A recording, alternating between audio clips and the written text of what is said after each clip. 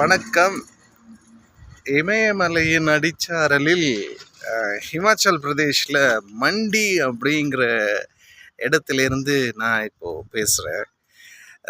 ஒரு சொந்த வேலையாக நான் இந்த இடத்திற்கு வந்து இந்த இடத்தின் அழகு மற்றும் இந்த இடத்தின் என்ன சொல்கிறது, அதாவது நான் இந்த இடத்துக்கு வந்தது நான் வந்ததே ரொம்ப லாங் ஜேர்னின்னு கூட சொல்லுவேன். டெல்லி வரைக்கும் ஃபஸ்ட்டு டெல்லியிலேருந்து ஒரு காஷ்மீரி கேட்னு ஒரு இடத்துலேருந்து எல்லா இடத்துக்கும் பஸ்ஸு போகுது. அதாவது டுவர்ட்ஸ் நம்ம ஹிமாச்சல் பிரதேஷ், ஜம்மு காஷ்மீர், அப்புறம் எல்லா இடத்துக்கும் அங்கேருந்து நமக்கு பஸ் போகுது. அந்த மாதிரி மணாலி அந்த ரூட் போகிற வழியில் இருக்கிற இடம் தான் இந்த மண்டி. இங்கே இருக்கிற ஐஐடி கேம்பஸ்குள்ளே இருந்து தான் நான் பேசுகிறேன் இப்போது. இது என்ன அப்படின்னா, இந்த இடம் அவ்வளோ அற்புதமான ஒரு இயற்கை எழில். நானும் நம்ம தமிழ்நாட்டிலையும் தென்னிந்தியாவில் வெஸ்டர்ன் காட்ஸ்லாம் பார்த்து பல நாள் இதில் மிஞ்சிய ஒரு அழகு இருக்குமா அப்படின்லாம் நினைப்பேன். ஆனால் ஹிமாலயாஸ், அதுவும் இந்த ஹிமாச்சல், இது ஷிம்லா போகிற வழி இருக்குது, இந்த பக்கம் இருக்குது மண்டிங்கிற இடம். இங்கே தான் கங்கனா ரணாவத் அவங்க ஜெயித்த தொகுதி இது.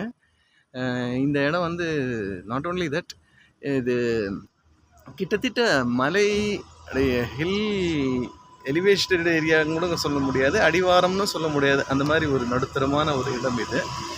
இந்த இடத்துல எல்லாமே அவைலபிள்.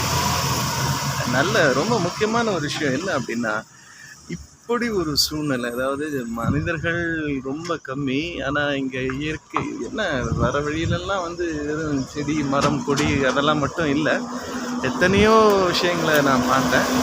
அப்படி பார்த்ததில் ரொம்ப இம்பார்ட்டண்ட் விஷயம் அப்படின்னு பார்த்தா இந்த மலை தோற்றம் தான். என்னன்னா, நீங்கள் பார்த்தீங்க அப்படின்னா நீங்கள் பேக்ராப்பில் பார்க்கலாம், சுற்றி அது வர வழியில் 2-3 நதிகள், அதை வேலின்னு சொல்லுவாங்க. வேலி, ஹில். வேலிங்கிறது பள்ளத்தாக்கு, 2 மலைக்கு நடுவில் வர பள்ளத்தாக்கு. மோஸ்ட்லி இந்த டெவலப்பான இடங்கள்லாம் இங்கே பள்ளத்தாக்குன்னு தான் வரும். எப்படின்னா குலு மணாலி, அதுக்கப்புறம் காஷ்மீர் வேலி. அந்த காஷ்மீருக்கே பேர் வேலின்னு தான் பேர். 2 மலைகளுக்கு நடுவில் ஜம்மு. இந்த குறிப்பாக டெல்லியிலேருந்து எல்லா இடத்துக்கும் பஸ் போகுது. அது அப்படின்னா நீங்களே புரிஞ்சுக்கலாம். அதாவது ஜம்மு, இந்த பக்கம் பஞ்சாப் சைடு அம்ரிஸ்டர், ஜலந்தர், சண்டிகர்லேருந்து ரொம்ப கிட்டக்க நான் இப்போ பேசுகிற இடம். டெல்லியிலேருந்து 8 மணி நேரம் ஜேர்னி, சண்டிகர்லேருந்து ஒரு 3 மணி நேரம் ஜேர்னி தான். அதுக்கப்புறம் இந்த பக்கம் ஷிம்லா, அந்த பக்கம் மணாலி, குழு மணாலி, எல்லாத்துக்கும் பஸ் டெல்லியிலேருந்து கிளம்புது. அந்த கிளம்புற இடம் அங்கேருந்து தான், நான் டெல்லியிலேருந்து தான் இப்போ இங்கே வந்திருக்கேன். திரும்ப டெல்லிக்கு தான் போகிறதுக்கு இங்கே வேலைகள்லாம் முடிச்சு விட்டு எனக்கு இந்த இடத்த விட்டு போகவே மனசு வரல அப்படின்னு தான் சொல்லுவேன். அவ்வளோ அழகான இடம், அவ்வளோ அழகான காற்று, தண்ணி, என்ன அருமையான தண்ணி, நீங்கள் நம்ப மாட்டீங்க. அவ்வளோ நான் ஹிமாலயன் வாட்டர் அப்படின்ட்டு சும்மா நம்ம கடையெல்லாம் அங்கே விற்கிறோம். உண்மையான இமயமலை தண்ணி என்பது எவ்வளவு, அதாவது எல்லாமே பிரமாதம். அந்த க்ரீனரி, அந்த மேகங்கள் தொட்டு தழுவும் அந்த மலைச்சாரல், அங்கே அந்த நதி பாயிற அழகு, கண்டிப்பாக பாருங்களேன். நீங்கள் பார்க்கலாம். அப்படி பேக் ட்ராப்பில் அப்படி காட்டுறேன் நான் உங்களுக்கு.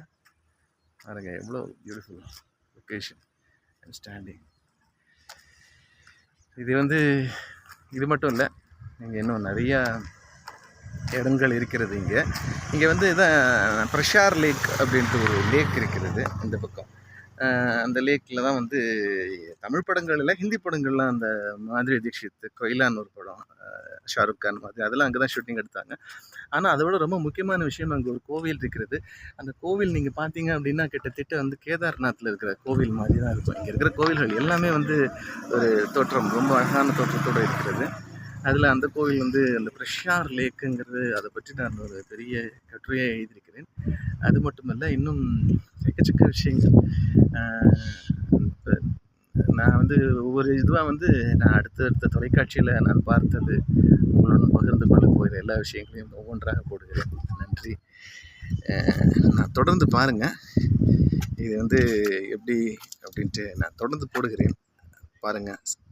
இன்னும் நிறைய இருக்கிறது. நன்றி. வணக்கம்.